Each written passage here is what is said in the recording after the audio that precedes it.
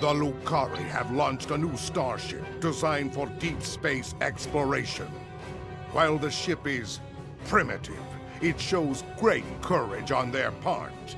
Such bravery in the face of the unknown is truly honorable. Of course, they may encounter hostile cultures in their travels. If we are with the Lucari, we can find honor defending them in battle, and demonstrate the benefits of an alliance with the Empire. Go now, and see if the Lucari have the strength to become worthy allies. Serve the Empire well.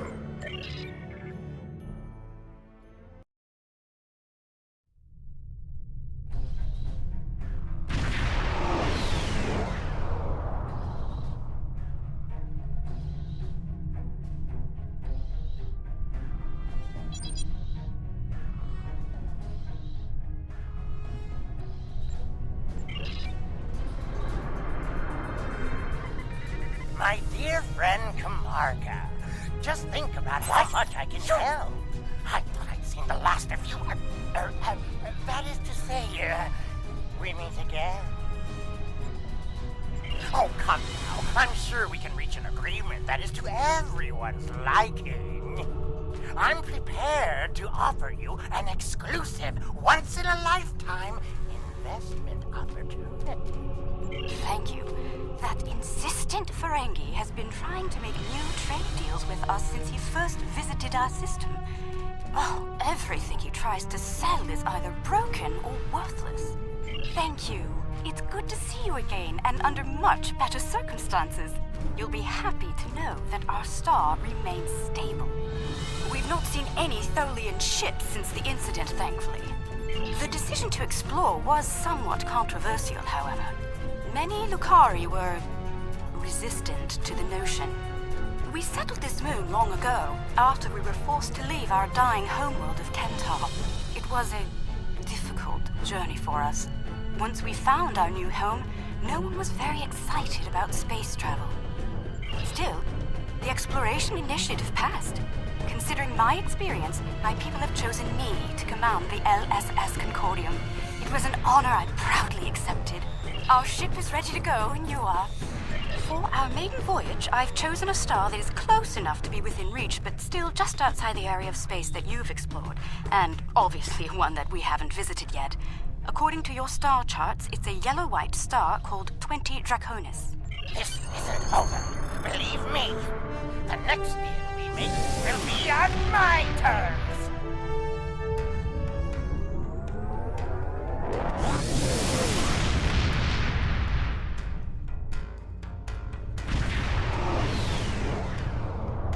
We've arrived on the outskirts of the system. There's a large field of rocky debris and asteroids. We're picking up various metals and crystalline formations. Should we approach one of the larger asteroids and take some more readings?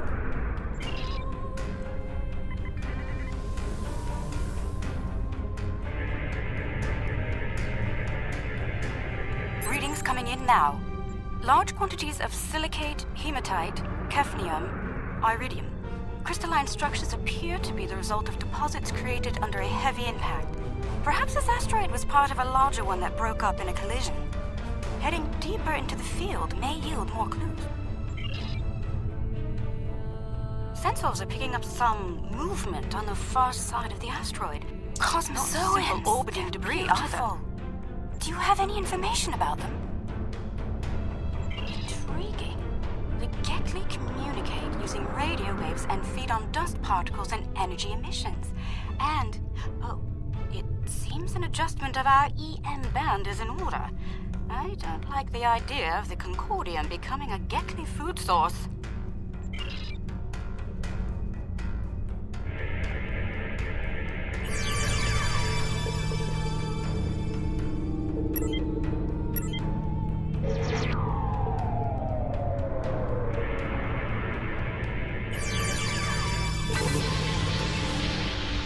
Adjusted our power systems.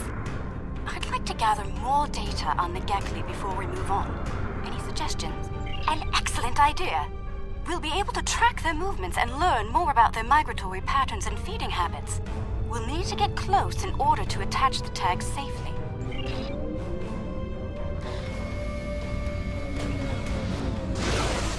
data's coming in from the Gekli.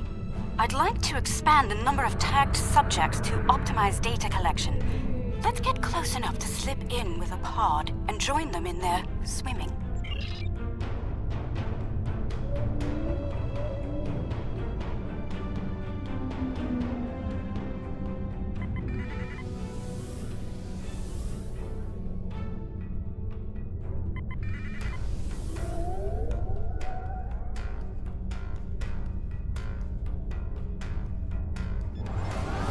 We're getting close-up readings from all of the creatures.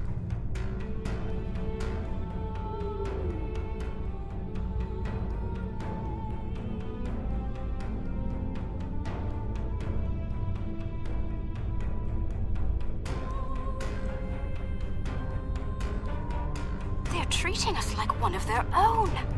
They're trying to talk to us with their radio waves.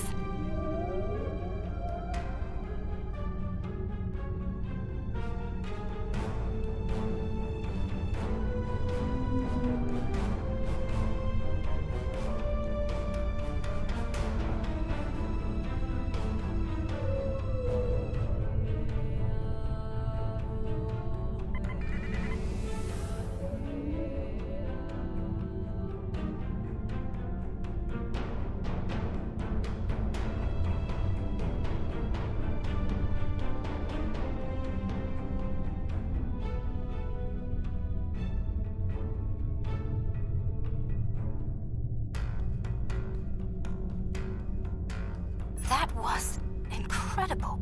What a singular experience. We've spotted a larger group of them in an area not too far from here. This looks like a feeding ground for several Gekli pods. Let's go have a look.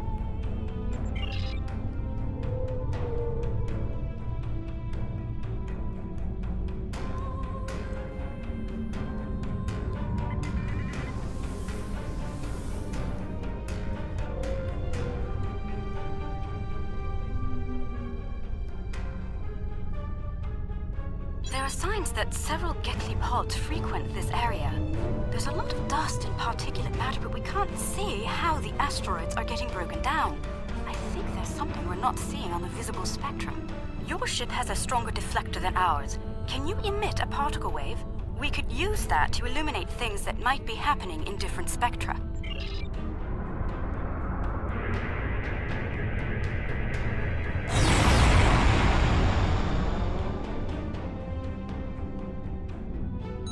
Kind of subspace shearing here.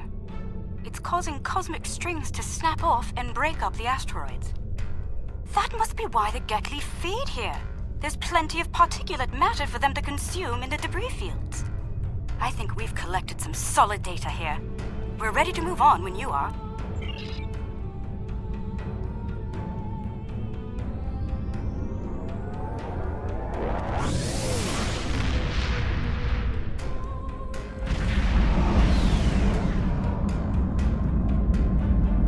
Are reading a swarm of comets passing by this stellar body. They look to have an orbital period of about 173 of your standard years. I'd like to know if they came from outside of the system and were caught in its gravity, or if they originated here. Shall we take some scans? This comet is mostly ice and dust. There are indications that the cometary matter formed around a magnetic core. The other comets may be more interesting. Let's move to the other comets and study them closely.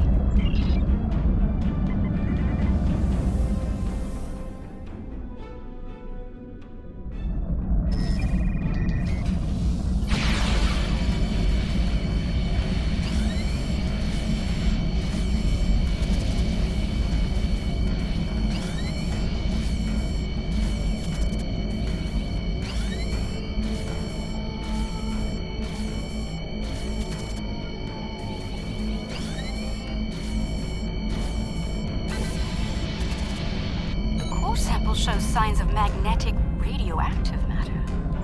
This comet may have seen some interesting particle fields in its wandering.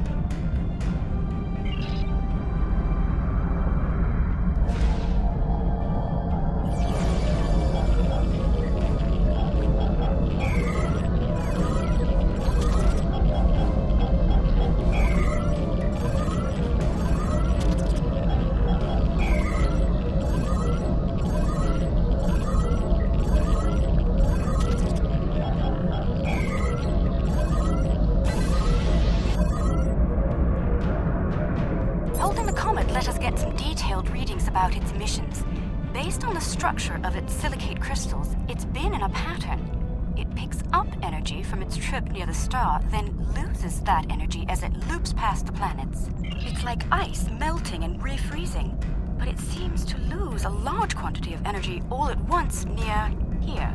I'm not sure why. The radioactivity should be steady. These comets seem to have a long orbit that coincides with the orbit of a Class A planet nearby. I'd like to launch a probe and see if the cometary movements have had any impact on the planet.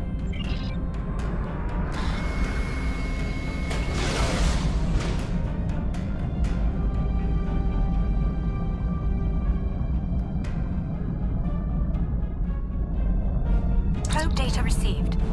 The planet is radiating a considerable amount of heat for its size.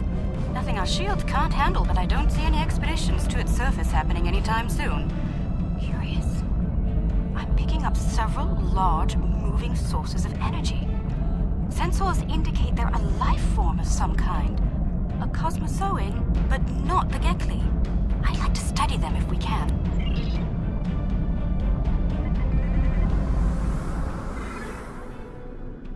Planet is geothermal in nature. Its surface is partially molten.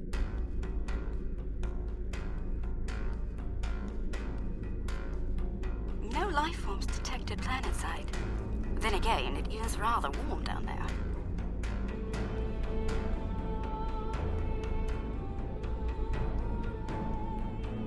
There they are! Magnificent, aren't they?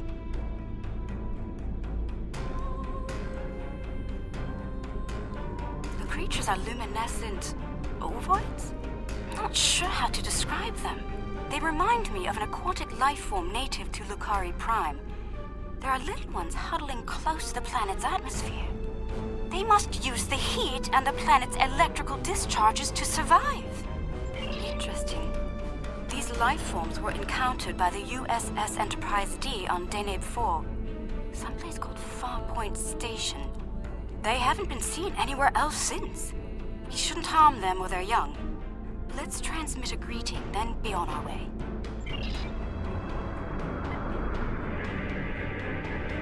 The color display must be a form of communication. I didn't realize that life forms could exist in this fashion, living off the heat of planets, feeding on the particles in space, absorbing radiation from the cosmos. There's so much to see. Let's head to the next planet in the system and see what's there.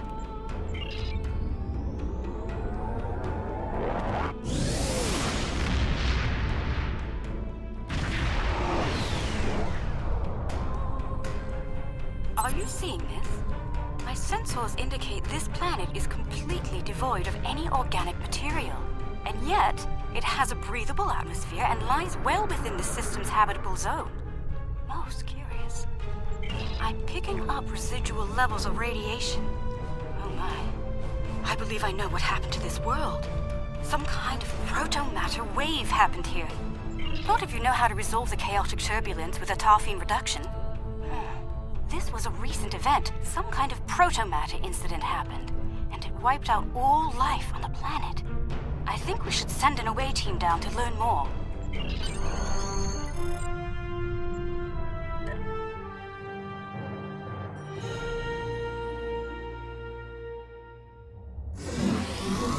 Oh, not sure I'll ever get used to transporters. Let's see. Initial scans suggest this area used to be inhabited, but I can't find a single trace of organic matter. None. I see some carvings on those canyon walls. Let's take a look.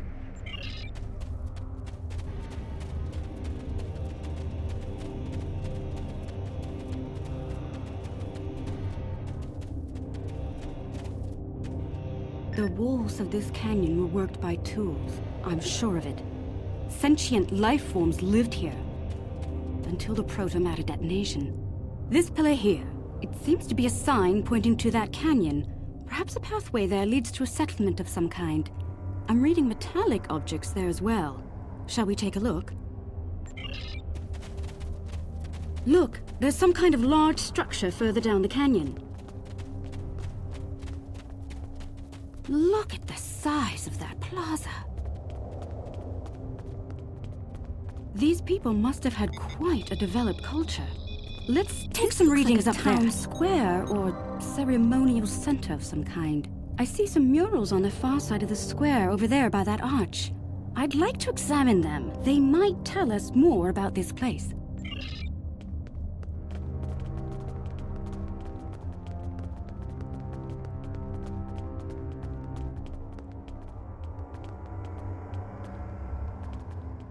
These murals depict people bringing some objects to this place.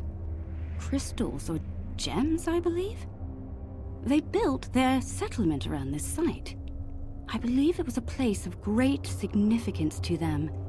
The next mural may hold more clues for us. Let's have a look.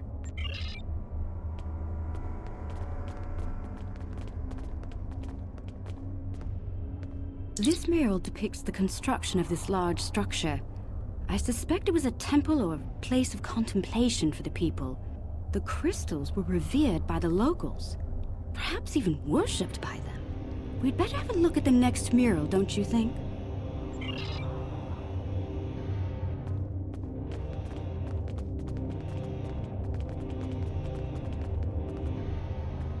The crystals depicted in this mural appear to be growing for some reason.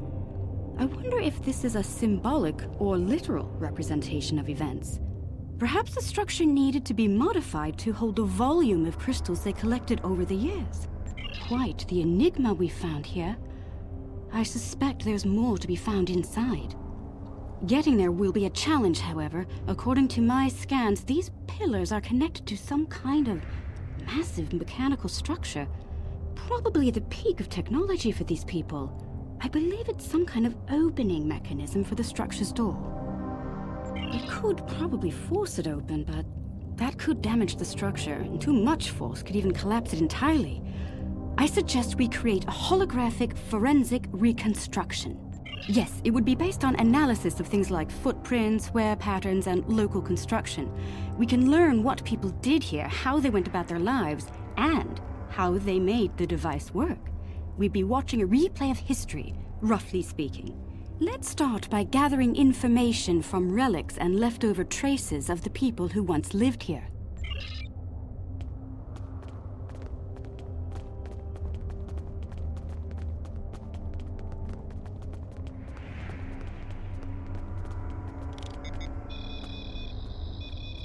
The wear patterns here show us that people leaned against here frequently. This was a meeting and gathering area.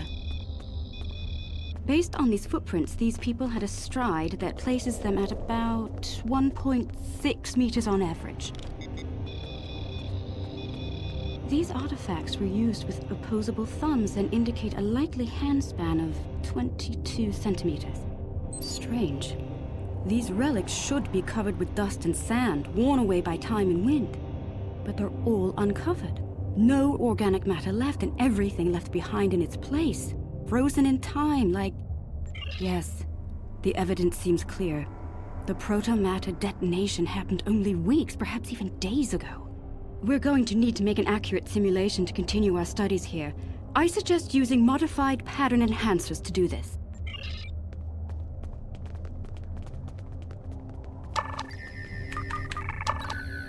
Enhancers online. The signal is strong and clear.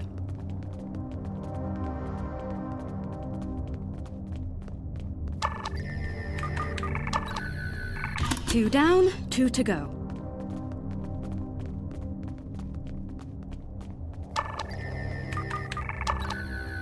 That's 3. 1 more and we'll be ready.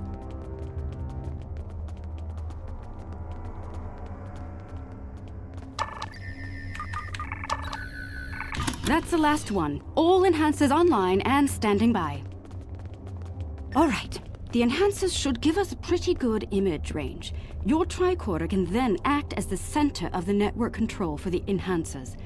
I can tie in my data to your tricorder whenever you're ready. Get a little closer to the center of the square so we can see what happens.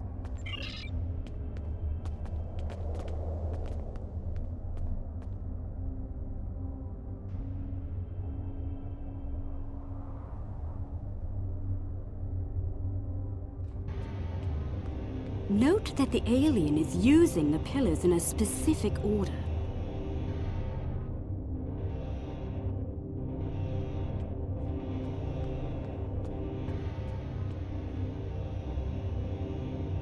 They're making the murals match up on each pillar.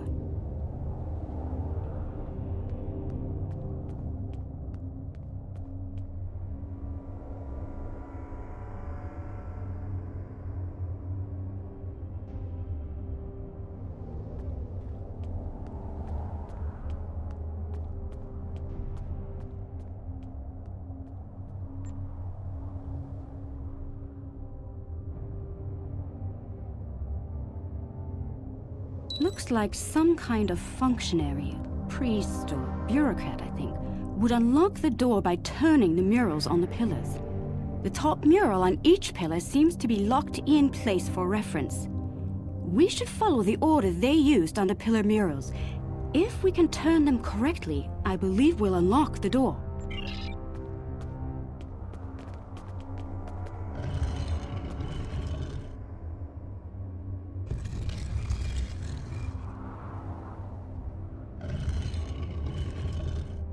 You hear that? That's the first pillar set in place.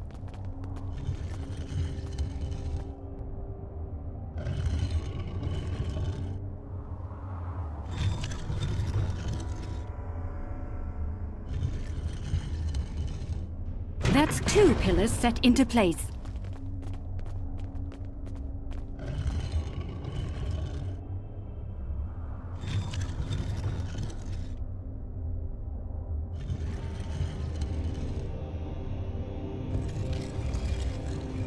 Three pillars are locked in now.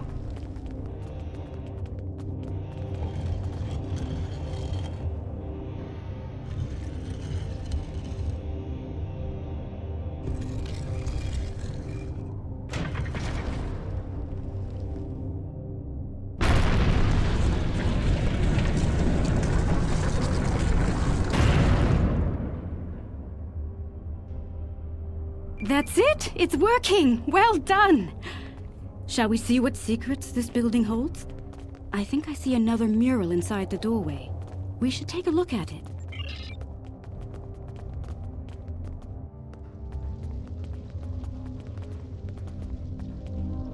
Wait! That icon! That's the symbol of Starfleet! How could it be here, in a Bronze Age temple far from the Federation? This is getting stranger by the minute. We should search the temple for more murals.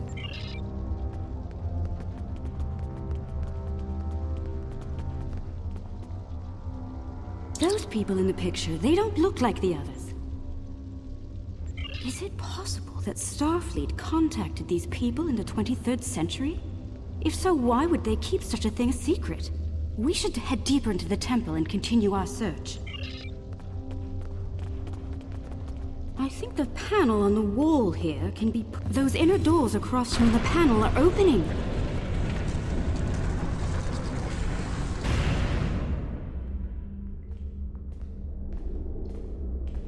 What is all of this?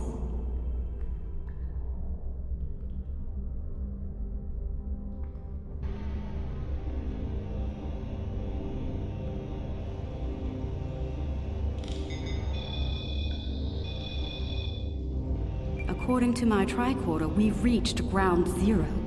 This is where someone detonated the protomatter bomb. From here, a self-propagating cascade of proto-energy radiated outward in all directions, washing over the entire planet. Doubtful. I believe what did this was built specifically as a weapon. There's no new ecosystem. All life was eliminated. I'm picking up a residual energy signature here. Take a look. 16-centimeter wavelength with a slight kaon leak. I've seen this before.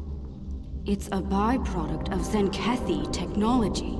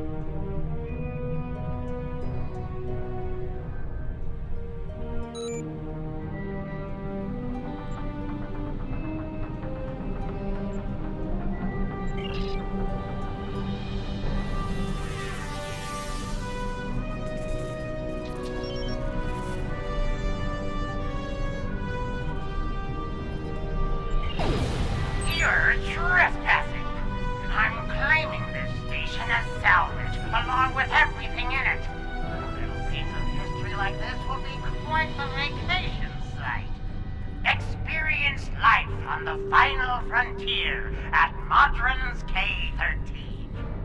But I digress. Unless you're here to discuss leasing opportunities, I suggest you beam off my station. Careful. This old beauty needs some serious repairs. It'd be a shame if something happened to you, or the active stasis pods my men found on board.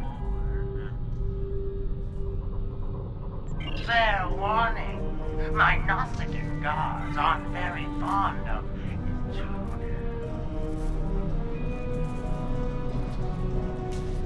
I'd be happy to sell the pods to you. Consider their living contents a promotional bonus.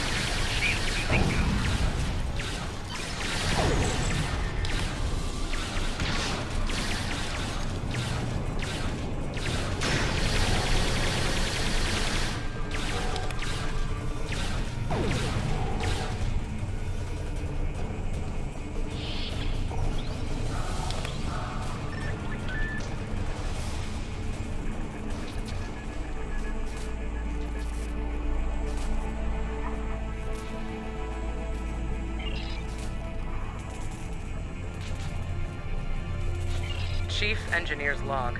Supplemental. By my account, we've been hurled back in time to the 16th century. To make matters worse, we're a very long way from the Deneva system. None of our shuttles are warp capable, and even if we could get to Earth, we'd be in the wrong time. In short, we're stuck. There's nothing to do now but wait and try to conjure up a way to get back to the right time.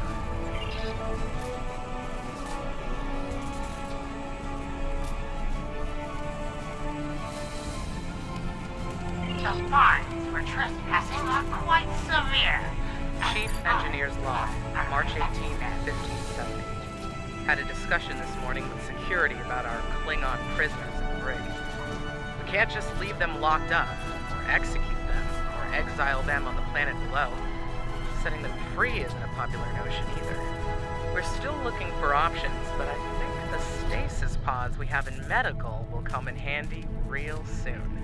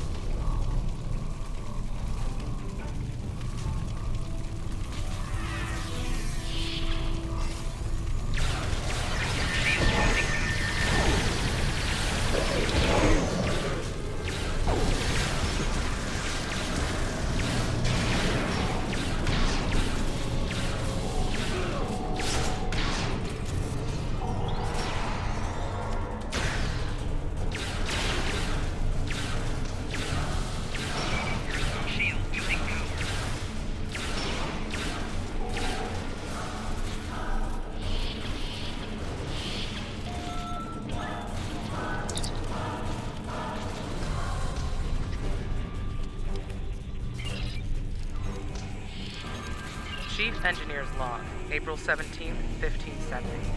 Today we visited the planet we're calling Draconis 3 to collect supplies. The good news, there's a humanoid civilization down there. The bad news, a potential Prime Directive violation. Our landing party was seen beaming in by some of the locals. We're hoping that doesn't impact their culture in any way. One thing's for sure, they can't help us go home. Their tech level is Bronze Age at best.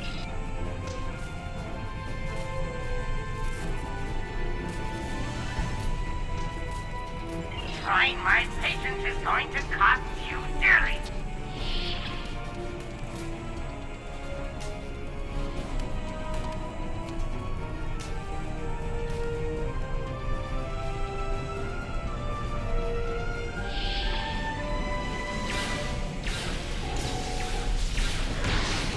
Personal shield losing power.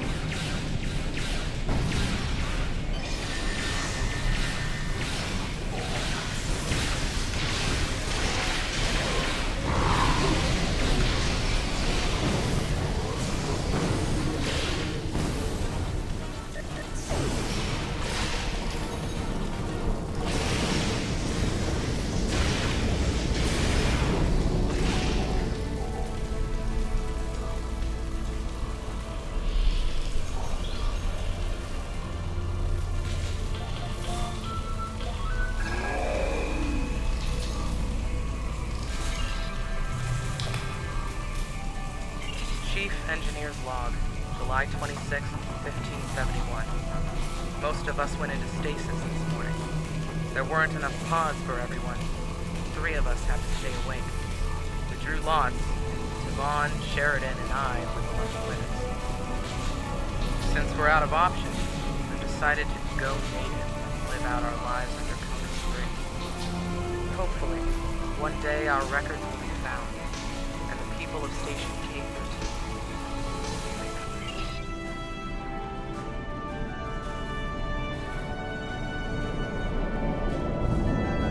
Rule of Acquisition 431. When the shooting starts, let the mercenaries handle it.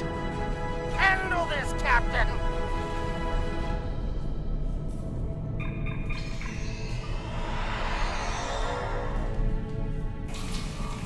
The Prime is trespassing. The sentence is down. Losing power.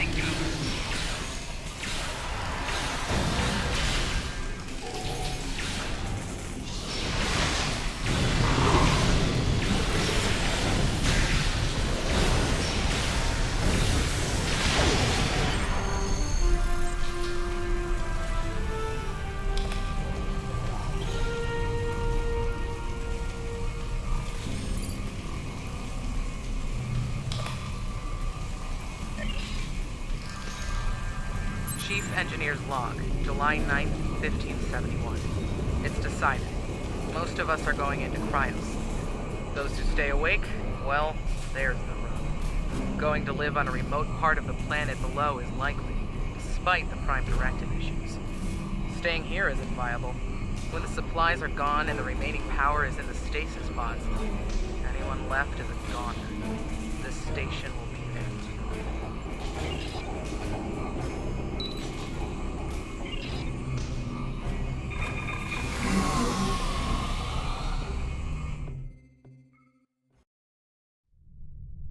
I see you took out the Nausigans on my station.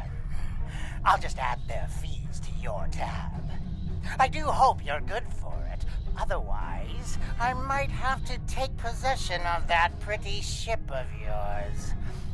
Come to think of it, I'll be taking your ship anyway. Whether you're alive or not when I do is up to you.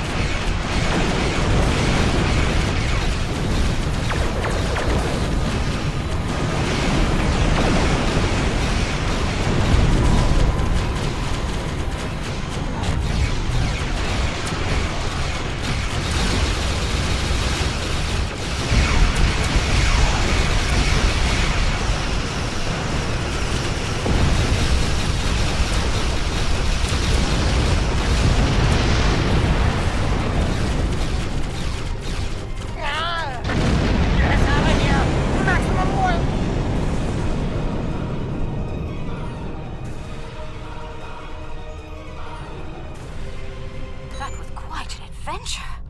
I knew Modron was greedy and treacherous, but I never thought he was willing to kill to get what he wants. In spite of that, I feel like we've learned so much out here. And for the better.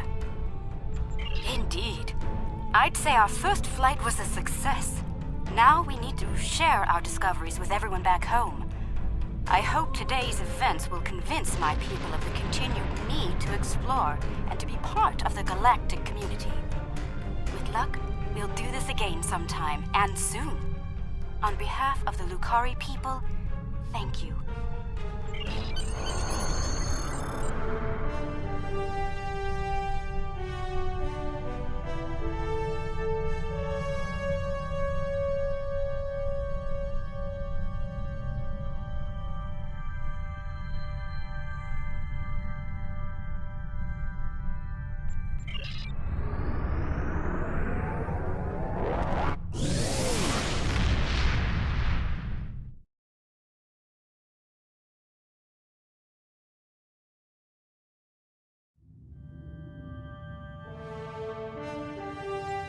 I am pleased to hear that the Lucari acquitted themselves well out there, in exploration and in battle.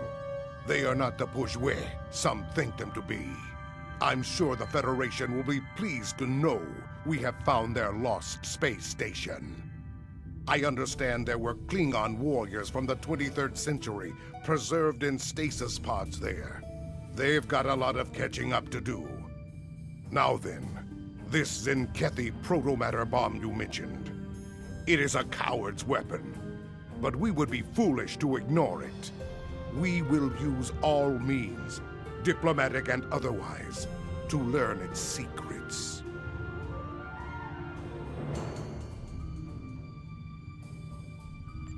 Serve the Empire well.